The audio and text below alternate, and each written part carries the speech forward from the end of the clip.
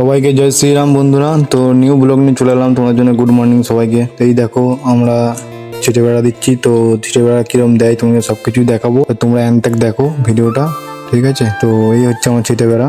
তো যাই হোক তোমাকে দেখালাম, কিছুই হয়নি এখনো হাওয়া বাকি আছে। তো তোমাকে সবই দেখাবো আমরা। এই যাচ্ছি আমরা, ঠিক আছে, ছিটে বেড়া দিতে। এই দেখো বউ এখানে যাই হোক মুড়ি বাড়ছে, মুড়িটা খেয়েই লাগবে। এই দেখো ছিটে বেড়া এখনো কোনো কমপ্লিট হয়নি, এখন এটা কমপ্লিট করব, তারপর এখান থেকে ছুটি হবে। যাই হোক জামা নিয়ে করতে হবে, কারণ হচ্ছে কি এটা আমাদের হচ্ছে রুমের ঠাকুর ঘর।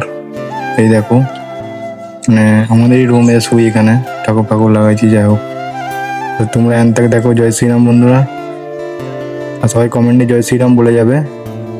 ভিডিওটা এখান থেকে দেখো, কি করব কি না করব তোমাদের সবই দেখাবো, ঠিক আছে? এই দেখো আমাদের এই চলে এলাম।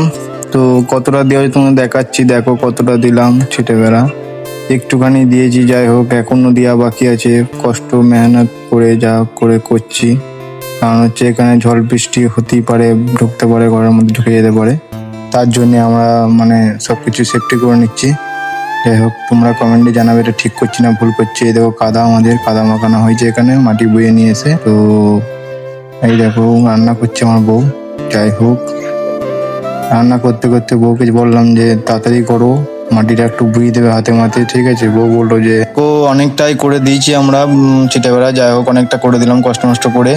তো এইটা পুরো প্ল্যান করে লেভেল করে দেবো। তো পরবর্তী ভিডিও দেখতে গেলে চ্যানেলটাকে ফলো করে রাখো। তো টাটা বাই বাই। জয় শ্রীরাম।